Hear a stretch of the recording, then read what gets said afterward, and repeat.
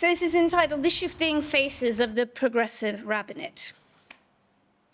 I'd like to start by asking you to imagine a rabbi. You can close your eyes if you want to.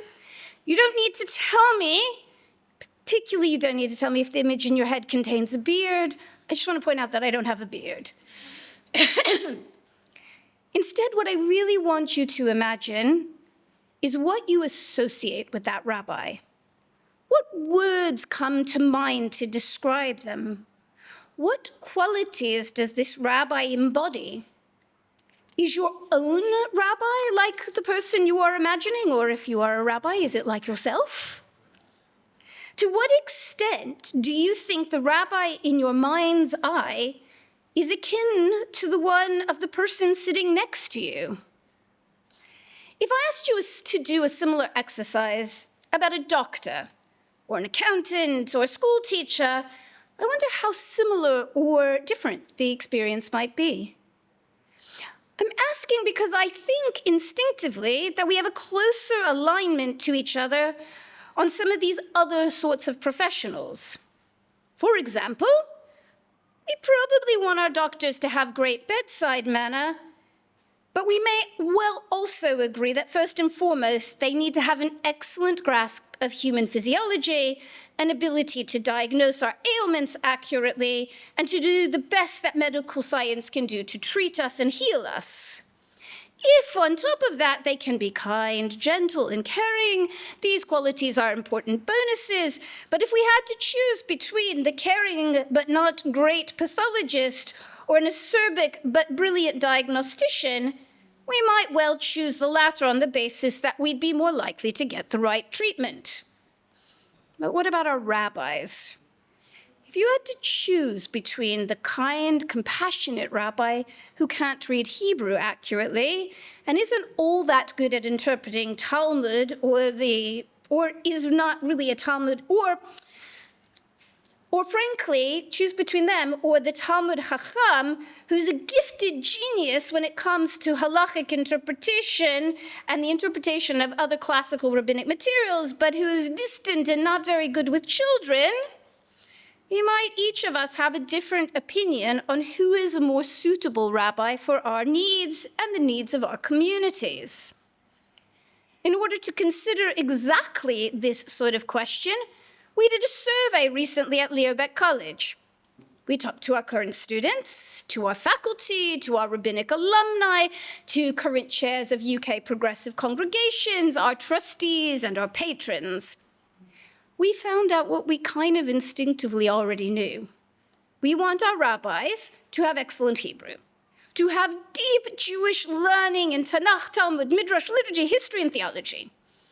And we also want them to be superb with children and the elderly, to care for the sick and those in mourning, to support people with mental health issues. We want them to have high levels of safeguarding training and to understand how to work with trustees and other lay people. We want them to be able to read a financial spreadsheet and line manage staff and volunteers.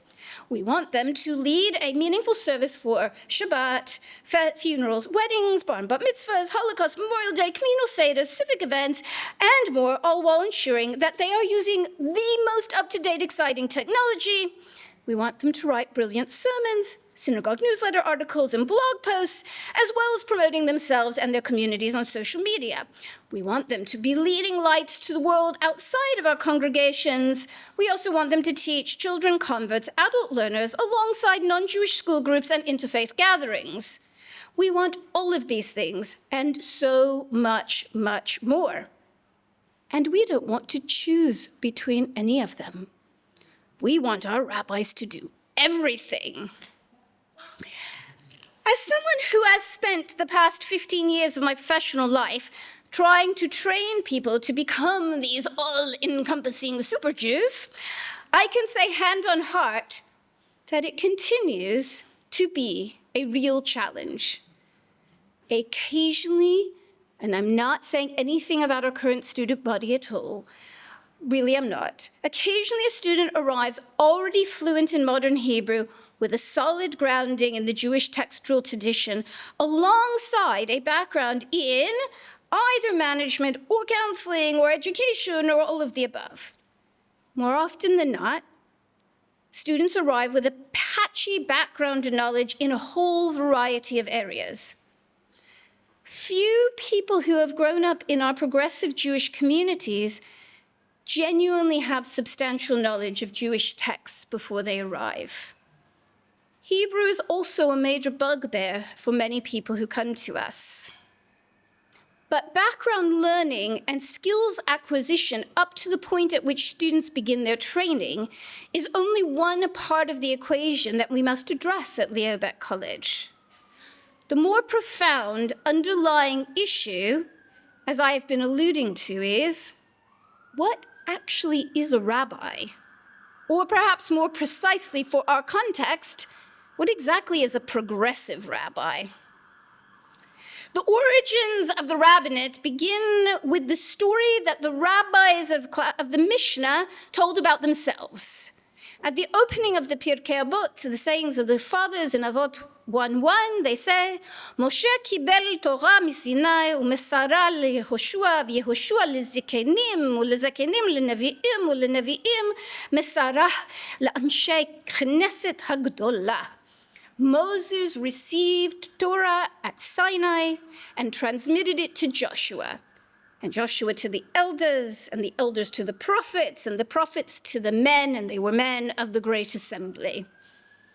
In the Mishnayot that follow, the rabbis continue this line from the men of the great assembly to an assortment of other sages, until eventually they come to the great progenitors of the rabbinic schools, Hillel and Shammai. From these two giants of the rabbinic world, it is a small hop to Rabban Gamliel, the third generation Tana, who was the first appointed Nasi, that is the head of the Sanhedrin, the great rabbinic court, the supreme Jewish judicial court of antiquity. The rabbis of this earliest period told the stories that they were the holders, interpreters, transmitters, and students of a Torah that was passed directly to them from Moses himself at Mount Sinai at the moment of revelation, where he, that is Moses, heard these words directly from God. The later Tanaim and Amoraim, that is the later generations of rabbis in classical antiquity, claimed this inheritance for their own. They set themselves up as authorities over Jewish practice and theology. Judaism could no longer be led by priests making sacrifices in a temple in Jerusalem that had been destroyed not once but twice. Nor did Jews hold national sovereignty led by monarchs in their own land. Indeed, these rabbis became the authorities in matters of Jewish practice and theology. They were not paid civil servants of their communities. They were farmers and small businessmen and tradesmen and wealthy landowners. But first and foremost, they were scholars. And they were, of course, all men. The title rabbi is a chief, a master, a teacher, according to Jastrow, the compiler of the most influential Talmudic dictionary. The title appears in antiquity, but not in the Bible, but much later on, only after the destruction of the Second Temple. It represented a mastery of learning, both of what is known as Torah shebe'al peh v'Torah shebichtav, the oral and written Torahs. It granted authority to the holder in matters of Jewish practice, ritual, and interpretation. The title of rabbi bestowed upon the holder status within the Jewish community. The title could only be passed on from one rabbi to another through a process of smicha, the literal laying on of hands. But this process, this chain, was broken, we think, sometime in the 5th century of the Common Era during a period of intense persecution. The title was not used again for some centuries. It will not digress into the medieval and early modern periods. Certainly the title was revived at this time. But what is more relevant to us is the use of the title from the late 19th century onwards. During the period that the great seminaries in both continental Europe and the United States established themselves and began ordaining rabbis en masse for the purpose of serving congregations as paid professionals, particularly in the Reform Liberal Progressive, the Conservative Masorti, and the Modern Orthodox worlds. These great seminaries prided themselves on academic rigor based on the 19th century Wissenschaft, the scientific study of religion. They offered degree courses akin to the professionalization of all of the newly established middle-class professions. We forget that doctors, surgeons, lawyers, engineers, and architects didn't used to all go and do advanced degrees. This is the period in which those degrees developed alongside rabbis. Rabbis were envisioned in this mold, but perhaps more importantly, particularly in the progressive world, in the mold of Protestant ministers, who were also schooled in universities with degrees in theology. Yet the jobs that ministers were expected to do was not entirely analogous to that of clergy of other religions. Protestant ministers were not intermediaries between their congregations and God in the way of a Catholic priest, nor did they have authority over a legal tradition to adjudicate in matters of religious law in the manner of rabbis. However, in the countries in which our rabbinical schools were established, it was the Protestant model that was dominant. Protestant ministers spoke about ethics and morality. They tended to their congregants' souls, offering spiritual guidance. They preached, often of the fire and brimstone variety, and led worship. They guided churches concerned with welfare and local community life, and they were, to varying degrees, scholars. Ministers learned Latin and Greek and scriptures and church theology in their seminaries. If this language sounds familiar, it is because we have adopted it, not because such language or descriptions are native to Jewish communities. But as the nascent theologies of Jewish emancipation began to be thoroughly developed from the 19th century and well into the 20th and now the 21st centuries, and particularly the progressive theologies that hold that every individual Jew has personal autonomy to make decisions over their own religious lives, the role of the progressive rabbi became more and more opaque. What is the purpose of a rabbi if every Jew can be learned to the extent that they make their own decisions free of communal constraint or halakha? Rabbis, don't tell anyone, are not actually required to perform any religious ritual. Sorry, I know, I've got students very upset about this. Not even in orthodoxy. Even if having one preside over your life cycle event is customary.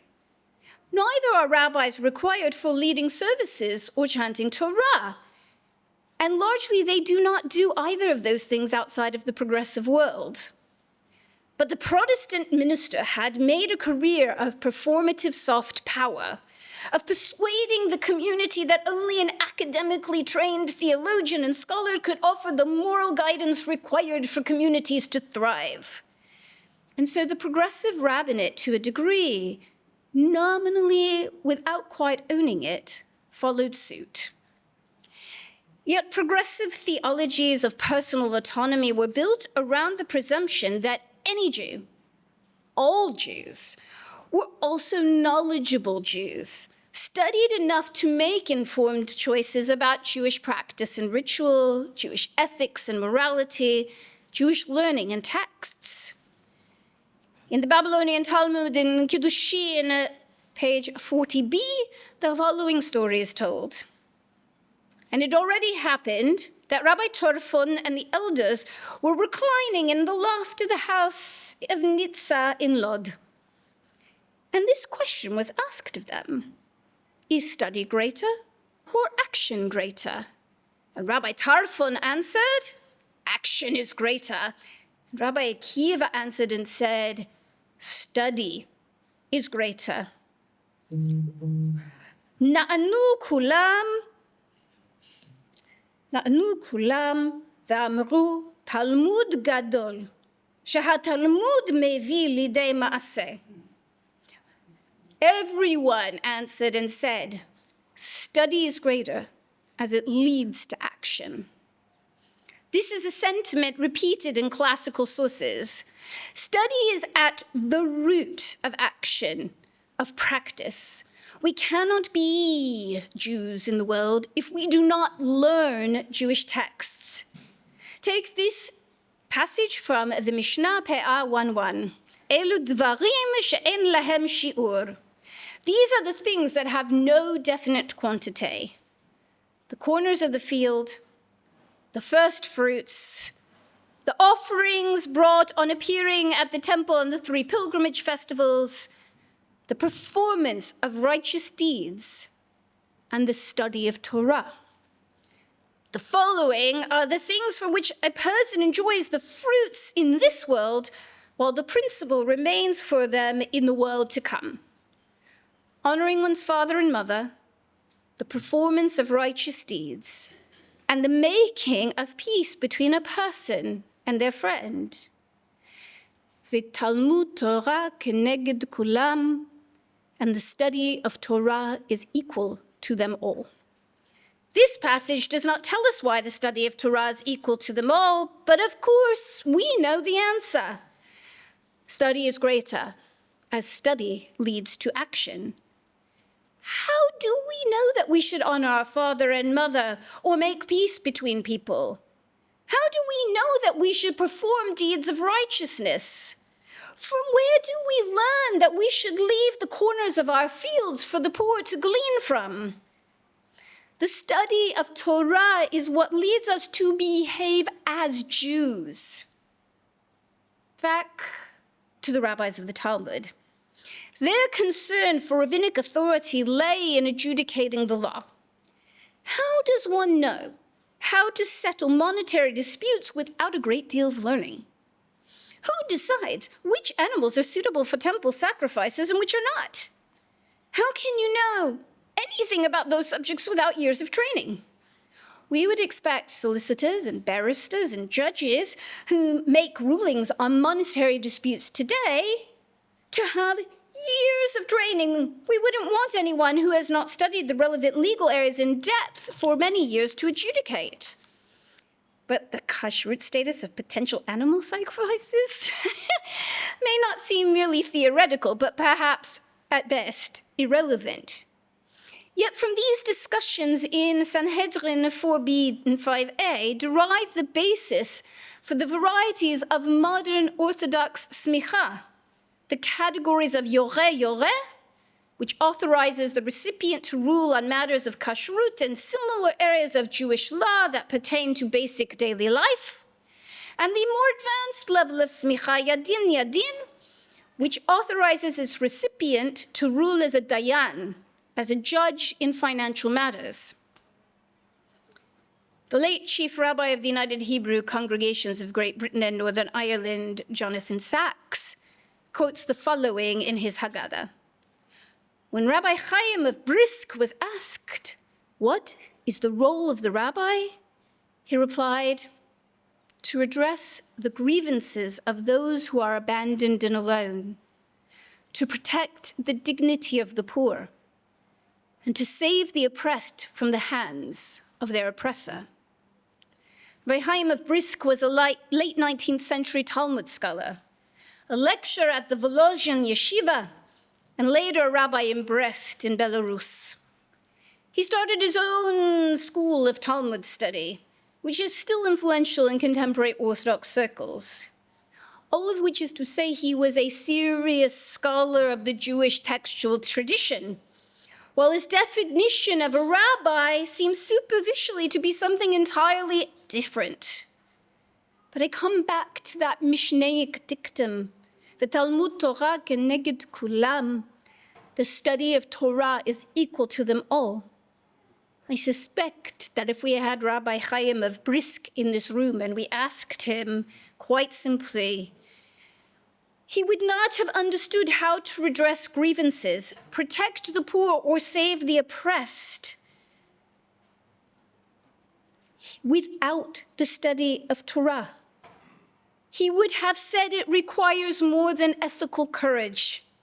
It required, and arguably still does, require deep study and legal knowledge to adjudicate fairly. So where does that leave the progressive rabbinate? Progressive rabbis adjudicate on very little. Perhaps only in matters of status, by which I basically mean conversion and Gettian Jewish divorces. If we are not legal authorities, then why bother studying our legal tradition? Should we continue to be scholars if our learning grants us no authority? Why not simply train people in social work, counseling, management, finance, charity law, and safeguarding? On the whole, these areas seem to be of high priority to the communities we've consulted. And why assume such a role should be paid? Why not simply train volunteers to perform these functions? I return again to the question of what is a progressive rabbi? I was granted smicha 30 years ago this summer. My teacher, Rabbi Sheila Shulman Zichrona Livracha, laid her hands on me, offering me much more than her blessing, much more than her wisdom, much more than merely the sum total of everything she taught me.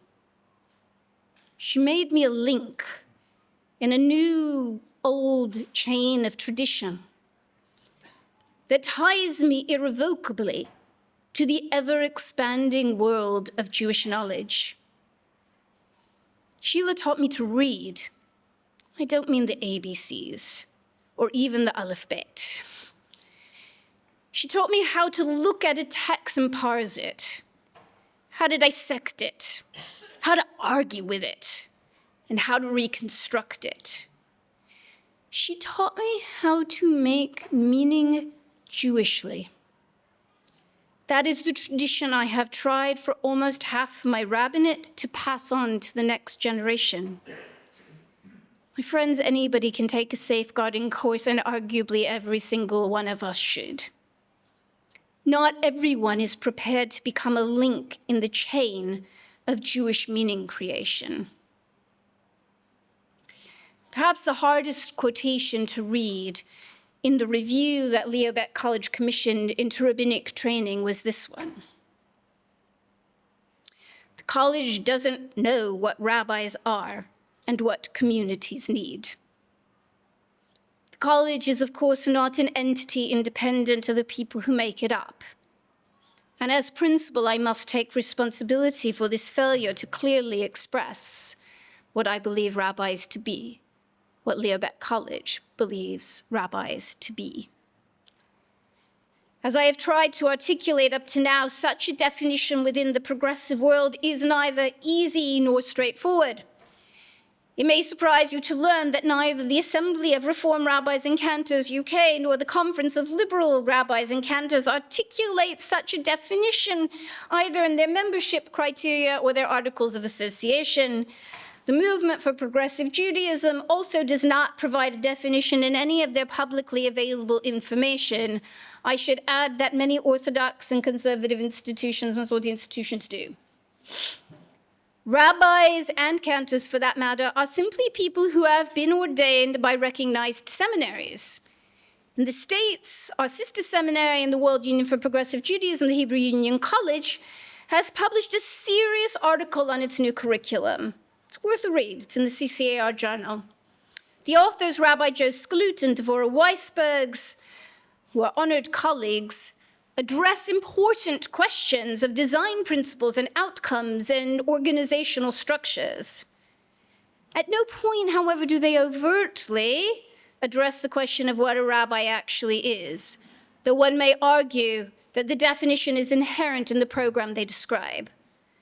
Their program, while it may differ in elements of delivery and emphasis, is not a million miles away from what we deliver at LBC. And still the problem of what we are training people to become persists. For my part, it will perhaps come as no surprise when I do my best to describe what I believe the role of the Progressive Rabbinate ought to be. I have articulated versions of it elsewhere in my academic work, and here it is. The Progressive Rabbinate ought to be deeply, profoundly learned in the Jewish textual tradition, as well as completely immersed in the wider contemporary world. Our job should be to bridge these worlds, to create new meaning from ancient sources, to enable our communities and the individuals of whom they are comprised to be both entirely Jewish and thoroughly modern, or if you prefer postmodern, we can have that debate later. Let me give you an example from my own writing. In my publication, Polyamory and Reading the Book of Ruth, I overtly draw from Jewish conceptual frameworks, the grammar and syntax of biblical Hebrew, modern literary theory, and queer studies in order to draw new meaning out of an ancient text. I bridged the traditional Jewish modes of interpretation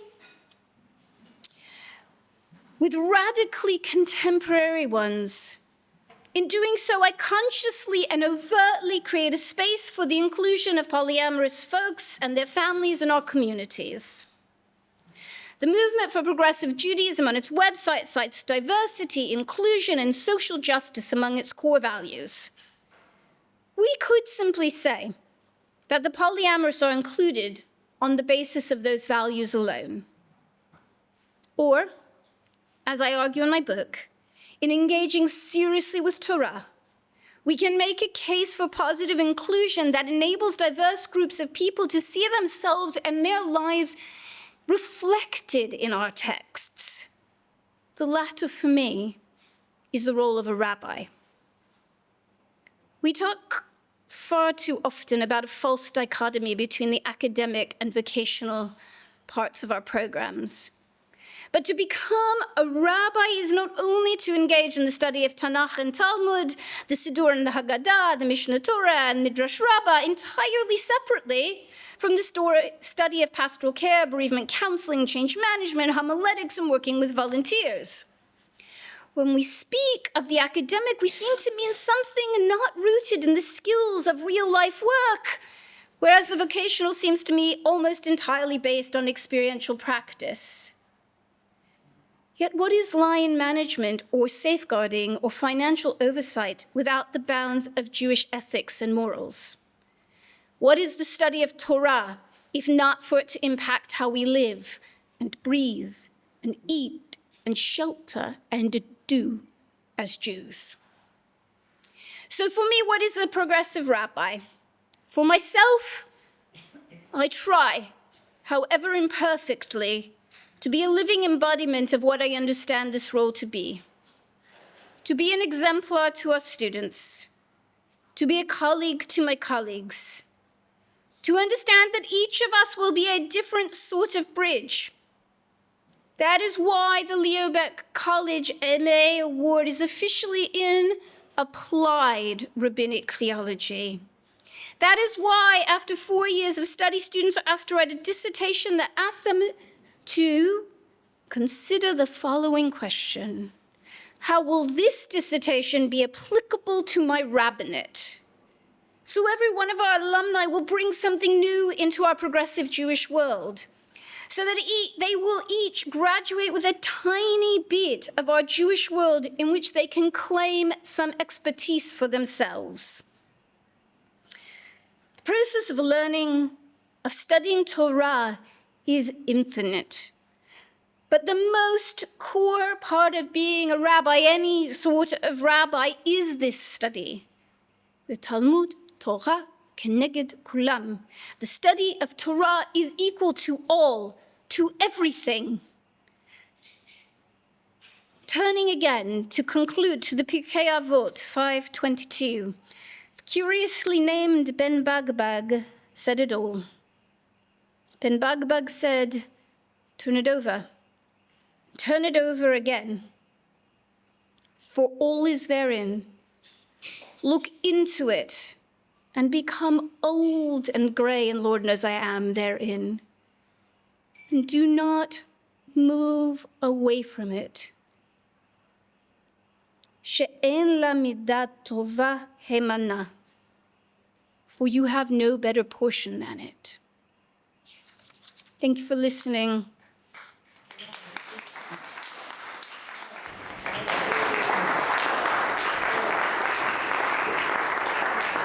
Now, if my understanding of our timetable is correct, we have a few minutes for questions. Somebody will tell me when I have to be done. I'm going to switch glasses so I can see who's asking the questions. Does anybody have any questions or comments? This is a room of Jews, so I assume so. Yes. And could you tell me your name? My name is David. I'm WJ from Israel. Thank you. WJ from Israel. Thank Former retired deputy director of the Reform Movement. I'm curious. First of all, that was excellent. I've been on so many committees in Israel where we choose rabbis, and thank you. I'm curious. I just came a month ago from another conference that my friend next to me, Deborah, was also at. That talks a lot about what it means to be a Reform rabbi today. I'm curious if here in the United Kingdom and at Leo Baeck, the same controversy over Zionism, ordination, non-Zionist rabbis, that's going on in the United States or North America quite intensively. It's also going on. So nobody is... No, that's fine. I mean, I think an attachment to Israel in some way is foundational, but what that means for each individual is a little different. I've talked a lot about Torah study. Maybe I didn't say it overtly enough that actually you can't do any of that without rooting yourself in the Hebrew language, and that's foundational as well. Best place in the world to get that rooting is in Israel. We don't have a political litmus test for students, neither when they're admitted nor when they're ordained. And we haven't had, I know what you're talking about, particularly in the States, and I know Andrew Rayfeld, who's the president of HC, has really had to, particularly with the, was it the Renewing Judaism conference, with the Recharging Judaism, thank you, conference, where that, so we haven't had that explicitly. We work very hard to get our students to go to Israel and to understand that it is part of their rabbinate, right, wherever their politics lie. And our movement has just published a book on it, which shows which quite a lot of colleagues have contributed to and shows a big range. So I'm not, I don't, it's not in our, I would commend you to speak to our students and talk about their relationships. Dr. John Myers, who's sitting in the front here, works really hard to get Israel experiences for our students. It's been really difficult, as you might imagine, over the past, really since the pandemic and then with the war. Our community is geographically closer to Israel than the North American community. Most people in the British Jewish community have an attachment to Israel in a different sort of way, I think, than maybe in North America, where the geography is quite different and impactful. We hold a class. All of our students go through a class called Talking About Israel, which is facilitated by Dr. Kahn-Harris, who's in the back of the room, who you'll hear from later, which helps them create a way of speaking about Israel in communities. Because I think what we feel as a college is, whatever your own personal views are, you are going to be required as a congregational rabbi to hold a diversity of opinions in your community and to facilitate those conversations and to be able to display leadership. So what we want people to do is actually to understand Israel and to be able to help their communities deal with all the varying complexities of what's happening in Israel and the different views in their communities. I hope that helps. Any other questions? Yes, and standing in the back. And your name is? Yes.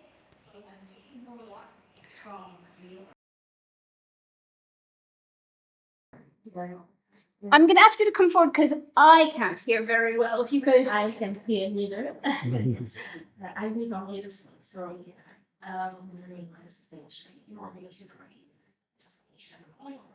Cecile is on the phone. so I wanted to know the place you give to disability justice in the formation of the rabbis. Thank you. future That's a great rabbis. question. So, Here. Sil's asking about the place of disability and disability justice within the formation of rabbis. So, like many similar sorts of subjects, I hope that it's not a thing that we do separately from everything else that we do, but that can come out in different ways in different courses. I'm personally very academically interested in disability studies and biblical criticism, and try and put some of that into my own classroom. We have a particular struggle in this building in that we are operating inside of what's known as a grade 2-star listed building, which means that it is very difficult to do some of the things we'd like to do. One of the things we were able to achieve in creating this space was to make our library collection accessible to people with physical disabilities who couldn't always get into the downstairs space, which is something we've wanted to do for a really long time. It is definitely one of the values we put into this. So now there is a lift on the external part of the building that you could come all the way through, and we can open the doors as they are now so people can come all the way through. There has been probably decades of complaints about the lack of toilet facilities on this floor, which we finally got in as part of this project as well. We persuaded the trust that runs this place to do that too. But foundationally, inclusion of all sorts of things, whether it's disability or gender or sexual orientation or the widest array of ways in which people identify, should form part of how we deal with things in our curriculum and think about things, and to not shy away from the difficult texts either, but to think about, again, how do we transform those texts and make them ways in which people can see their lives reflected and enable them to come to their Judaism as full human beings, whatever their intersectional identities might be. So both in practice and in study, I hope that these are issues we address. And we are just in the process of reviewing our curriculum and hopefully creating a new curriculum. And I hope some of these things, so for example, feminism, LGBTQIA+ inclusion have been foundational in this institution for several decades. Disability inclusion is a newer area, I think, of academic study that I hope as we review the curriculum become further embedded in the work that we do. Mark. I speak as a teacher in the vocational program, and I so understand what you were saying, Deborah, about the impossible list of requirements of a rabbi or student rabbi. If you had to characterize the balance in the course that you teach here between academic and vocational, and even the interaction between them, how would you say Leo Baeck College is succeeding Badly. in that balance? I think at the moment, it's one of the reasons we're reviewing the curriculum and what to try and do. Right now, it's just not sufficiently integrated. And right now, what that means is our students are doing probably 3 courses at once, right? They're doing a heavily academic degree-based course. They're doing lots of course-based vocational type classes, and they're doing placement work. And they're also trying to earn enough money to eat and pay the rent and whatever. And we're aware that that's a very tall order. And because particularly on those practice-based things, it's only gotten higher, right? When Mark and I were in the same year at the college, when we were students, nobody asked us if we could do fancy technology stuff during a service, right?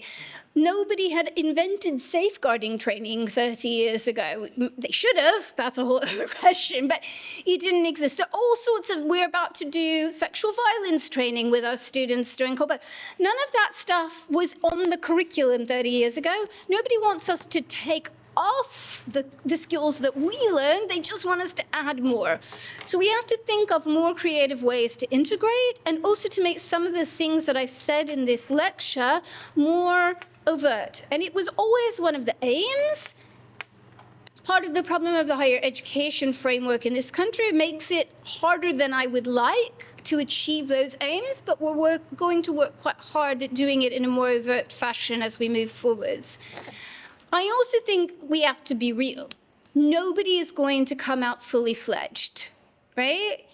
And what we really need to do is create a pathway for continuing professional development that is in its infancy in this country, I would say. And to understand what skills are absolutely essential for people to have when they come out of the college, and what skills can they learn and develop. Or, some colleagues will really need to be able to read a spreadsheet accurately and help their synagogues balance their books and all that kind of stuff. And some colleagues will have executive directors of their synagogues who really fulfill that role, and they don't need it quite as much. So we need to know that everybody can understand how to add up a spreadsheet, but maybe not everybody needs to have an accountancy qualification, right? And I think those are the sorts of things we need to disambiguate and figure out what can go into post-ordination training. And what is the core thing that when I stand up in front of a room of people and say, here are your new rabbis, when a colleague is asked to put their hands on somebody's head and transfer that responsibility, this is the core. This is what makes this person a rabbi. For me, that's Talmud Torah, and the accountancy bit can come later. Other questions or comments? Yes, and please tell me your name. Thank you, Johan. Maybe you already answered, but I just want to just mention your journey as a scholar, as a principal, and everything that you did. Which thing was most transformative for you personally and most challenging? So what was most transformative and what was most challenging? Okay, the most challenging thing for me, and one of the reasons I'm no longer a congregational rabbi, is I really don't work well with the toddler group. That was the most terrifying thing I ever did as a student on placement, was being told that I was in charge of the under 4 services for a year. That terrified me, really. And many other things I can do. And I have my own children, and I love under 4s, but like large groups of them with their parents trying to occupy them for more than 3 minutes, not my skill set. In all seriousness. But what was the most transformative? That's really hard. I've had a lot of transformative experiences. Some of them were within the institution here, and some of them outside of it. Probably writing my dissertation, my rabbinic dissertation in the first instance, and then going on and doing my PhD. But I could not have done my PhD without the education I received here. Because that was serious study. It allowed me to articulate something of my own theology, to develop how I think about being Jewish in the world. For me, and remember I was ordained 30 years ago. 30 years ago when I was ordained, I was the 20th woman in this country to be ordained, okay? We may now all think it's super normative. We have lots of female students. It wasn't then. My rabbinic dissertation was on that passage it was on a passage that appears in an obscure kind of proto-midrashic collection called the Seder Olam Rabbah, and it's a list of the female prophetesses. And it appears there, and it appears later in Talmud, in Megillah, where the midrash is repeated but also altered, and is deeply much more misogynistic in the Talmud than it is in its original format. So I wanted to explore those texts, and for me, I was looking for some kind of my own history in the text. I was like an textual archaeologist, right? Trying to unearth what it meant for me to live in this chain of tradition. Was there a link for me? And the most surprising and transformative thing that I found was that in the Seder Olam, the Seder Olam is a rabbinic chronography. If you know the Jewish year, anybody remember what the Jewish year is? 57, what are we in? 5786, thank you. That's where the date comes from, okay? It's in 3 major sections of 10 chapters each. And what I kind of discovered from literally sitting on the floor staring at the text for weeks and months until I was cross-eyed and didn't think I could find anything else in it, was that the text starts with Adam, and chapter 10 is the death of Moses, and chapter 11 is Joshua. And chapter 20 are the male prophets. But chapter 21 is the female prophets. And the end of the book is rabbinic history. It is in its own way, its own chain of tradition. But what is utterly unique about it in the corpus of ancient Jewish literature that I know of is that it includes a female voice. And for me, that allowed me to say, look, here, no one had ever said that about the text, and the only major scholar of the text thinks I'm crazy. But I don't care, because I'm not having an academic argument, I'm having a theological argument. And that theology allowed me to say, I have always been in this tradition. Me and my people have always been in this tradition. And there's nothing as deeply transformative as finding your place in your community.